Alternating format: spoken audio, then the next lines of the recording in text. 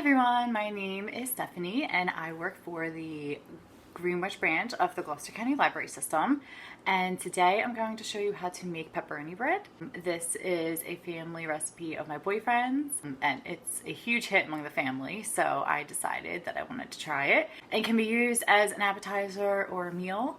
The ingredients that you'll need is pizza dough. I usually like to go at the Landolfi's pizza dough. You can find it in like the frozen section. It usually comes with 2 doughs, which is great because sometimes one just isn't enough. You'll need pepperoni and mozzarella cheese, whatever mozzarella cheese you like. You'll also need a rolling pin and a pan and an oven. So the first thing you will do is preheat the oven to 375. And I got the temperature from the bag here because I am making the bread.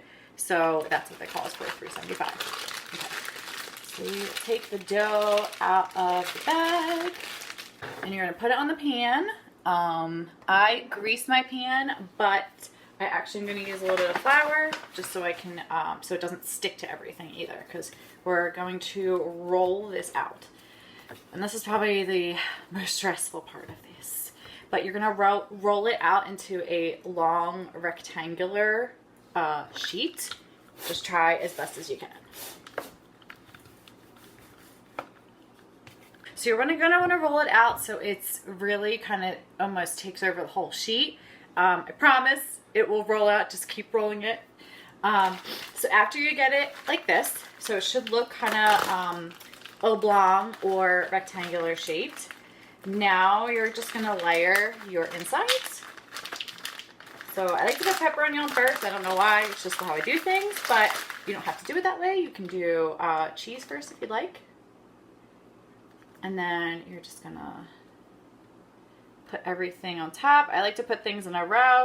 So alternatives to pepperoni bread, if you really can't stand pepperoni, you can also put some steak and cheese in here and make it like a cheesesteak bread.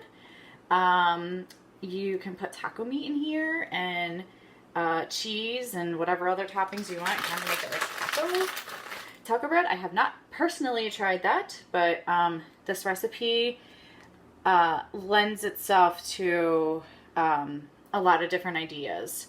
So if you are feeling daring and want to try it, let us know how it turned out. There's no limit to how much pepperoni or cheese you're putting on this, so however much you like, go right ahead. Which is even perfect for people that are beginner cooks and not really have a lot of experience. This is kind of just basically do as you go, and there's no failing in it because it will all come out tasting delicious whether you put a ton of cheese or not a lot of cheese. Once you put what you like on there, you're going to take it from the bottom. So you're going to take it down here and you're going to roll it. So you're going to take it like this and roll it into itself.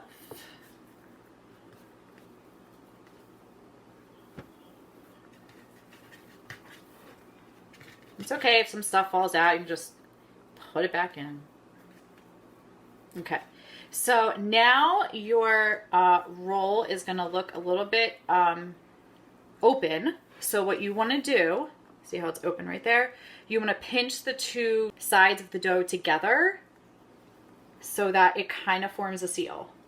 And dough's really good like that. It'll separate on its own, or it will form a seal however it wants. So it's like sticky but malleable at the same time.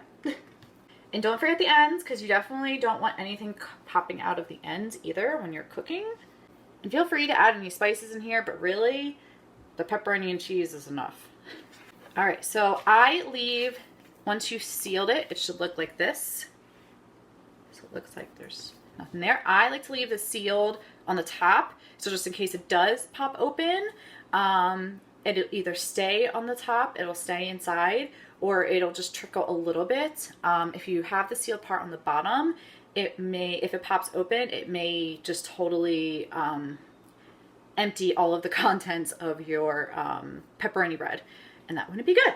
last thing you do, you're just gonna cut a couple little slices into the top because you want to ventilate it.